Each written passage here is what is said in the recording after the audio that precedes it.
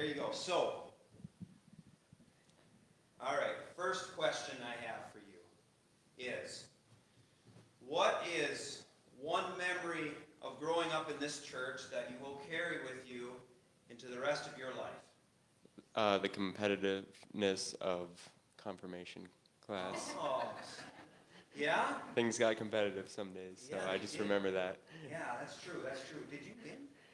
No, I did not. I don't know who did. I don't remember, but I have so many. So confirmation. I've been doing confirmation for a long time, and this year, you want me to use it too? I was just thinking I speak loud enough, but all right. I've been doing confirmation a long time, and it was a joy. But all of your classes for so many years, it just blurs together. So I can't remember who's won. But I recently confirmation has taken a turn for even the better. So if you could only do it again, you'd probably even have better memories. We have a fill-in teacher who's just rocking and rolling, from what I understand, and this confirmation class. So anyway, I'm excited for the kids who are in confirmation now to be able to tell some stories when they graduate about confirmation, or maybe not. Sarah's like, you might not want them to. But okay, so confirmation class, the competitiveness of it, the games we played. Well, a lot of it came down to, if you were tied, we'd do paper, rock, scissors. Yeah, because it's amazing how competitive that can get. All right, tell us, a little bit about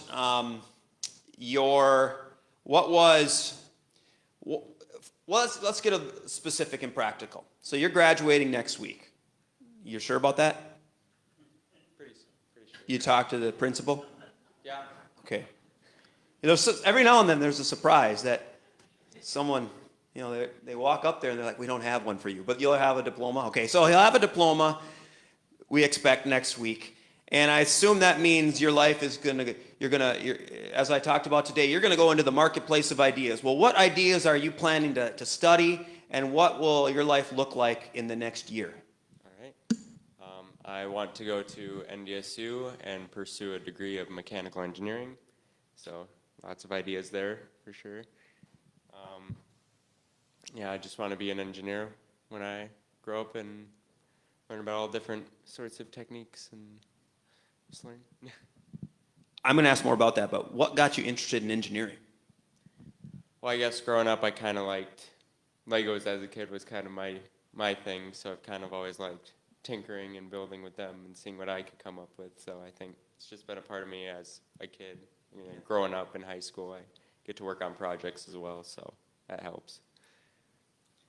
I feel like I'm having sort of how you have a memory sometimes that sort of like kind of think about? Well, I'm like having a future memory, if that's possible. It's almost like I'm standing here talking to Leo. And he's graduating. So I'm going to ask that as you go in life, if you would be willing to come back to church sometimes and share a little bit about your experience with Leo, because he also wants to be a mechanical engineer. He also loved playing with Legos. He also has similar color hair and similar length. So, I think you're going to be a wonderful mentor someday for maybe even my own son. But we'll see. Okay. So you're going to go to NDSU. You're going to study mechanical engineering. Tell us a little bit about what mechanical engineering might look like in the future. What you'd like to do with it. So the aspect of... Well, so what kind of a job would you like to get after? Oh, okay. I don't know. I've kind of always liked kind of aircraft or vehicles, just making them better, faster, efficient, all that sorts of stuff. So I don't know. I'd like to either work with maybe some military contracts. So some of those companies, that might be fun. Yeah. See what I could come up with, but more in the automotive. See what takes a turn there. That might be an interesting path as well. Well, I appreciate you answering all these questions so candidly, so that as the church we know kind of where you're headed. We can be praying for you in that endeavor. One last question. You recently made a trip to Washington, D.C., and I'd like to just hear, what was the highlight of that trip? First, say why you went there, and then tell us what the highlight of that trip was. Okay, so We went there to compete in our national We the People competition, which is basically our school's government class that we all take as a senior. So all of the senior class won at the state competition. So we got to go to DC to compete with all the other states, their state winning teams, and talk about like different types of policies, like how the founding fathers made our Constitution, why they chose to do it the way that they did. Just kind of little subjects like that that we write papers on and talk about. It's a good class to learn about our government and how it works. And then, so my favorite part of going to DC would have had to been we booked a dinner cruise to go on and go down, I forget which. Potomac? Sure. Yeah, Potomac River. So we went onto this dinner cruise boat, all dressed up. We got somewhat semi-formal. We were just dressing up. And then, I kid you not, pretty much a whole middle school joined us that evening. Just the craziest. It's like Parker's age, basically. A bunch of kids like Parker piling on the boat in this like tour guide. And Mrs. Enzi, our instructor, she was like, "You cannot make this up. We got all dressed and fancy for this boat just to be on a boat with a bunch of middle schoolers." So our senior class ended up partying on the dance floor of this dinner boat cruise with a bunch of middle schoolers. The best part was one of them came up to us as we were dancing and they're like, "Can you guys scoot over? We're not allowed to dance by you." So I don't know what we were exactly doing, but it was. That's what I remember most of it. It's pretty fun. Yeah. Well, how did you guys do in your competition then? We did all right. There was a lot of big schools there that had like 5 kids on a specific question, so they were like ready to go while we were having all sorts of other classes to work around. But I think we did good with what we had equipped, so I think we did good. Yeah. Well, congratulations on your graduation, and we as a church will be always supporting you and praying for you, and want you to know that you're always welcome back here when you're back in Edgeley, and we hope to see you and hear about all your adventures in the future, so congratulations. All right. Okay, Katrina.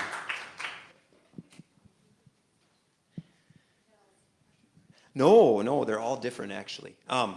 Because you weren't in confirmation, we can't even talk about.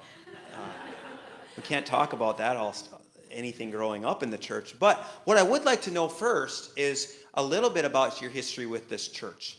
I know parts and pieces of it, but when did you start playing piano here? Who was the first person to engage you to be part of playing piano here? And so then how long have you been playing, I guess would be the...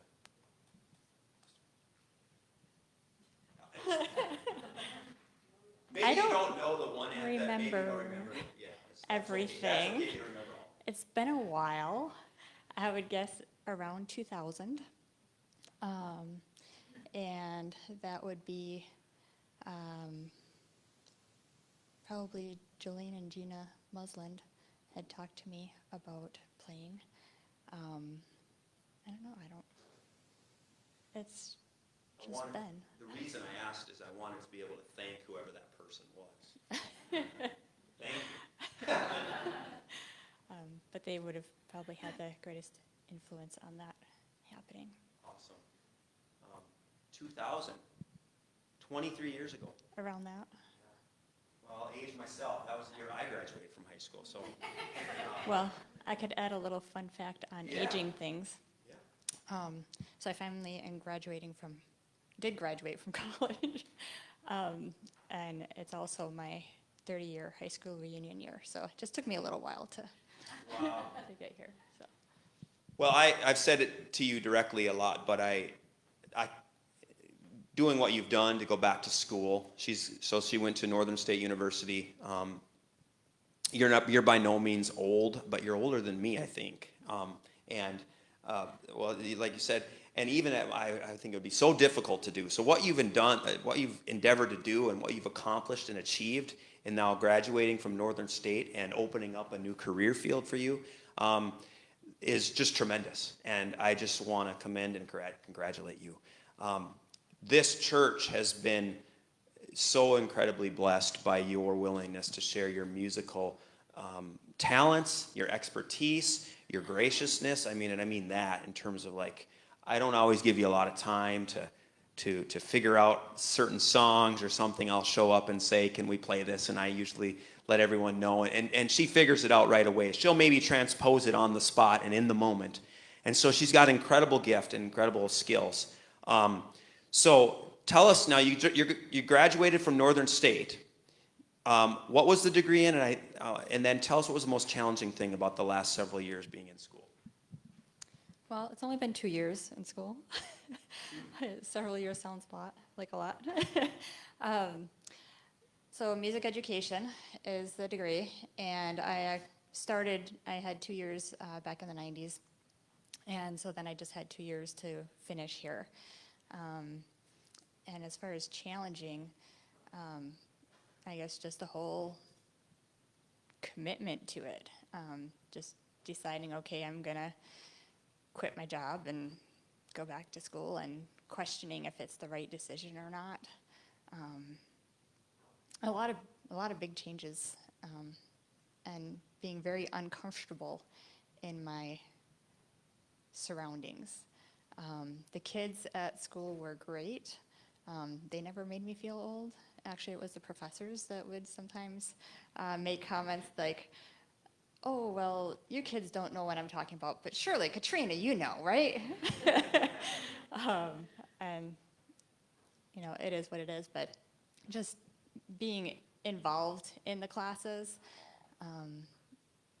a lot of hands-on, uncomfortable moments because I'm not the most outgoing person, and to decide that this is going to be my new reality, I have to get over some of those hurdles.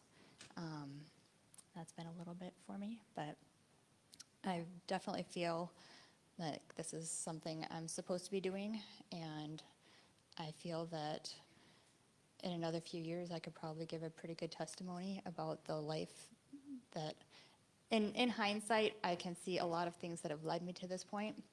And I'm very grateful for the time that I've had in this church playing piano, because I really feel like if I wasn't playing here, if I hadn't started playing back when I was asked to play, I was not playing piano regularly at that point in time, and it's very important for me to have been continuing that walk and that practice in order for me to be here and go back to school to keep music in my world and hopefully students' worlds.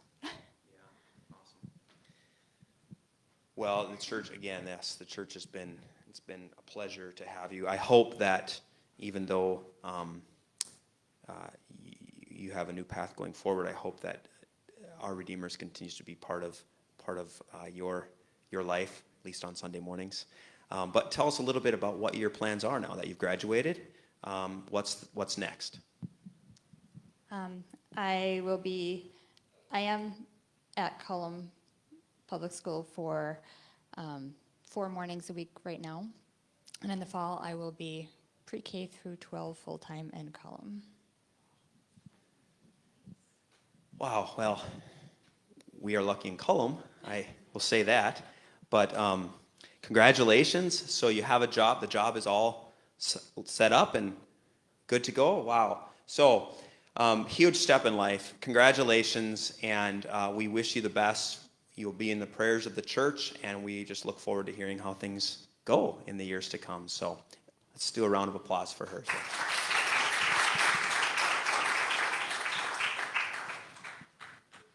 All right, that's a wrap. That's everything for the interviews, and please just take some time to personally congratulate the graduates and grab a muffin and some coffee and hang around for a little bit. All right, see you all. Bye.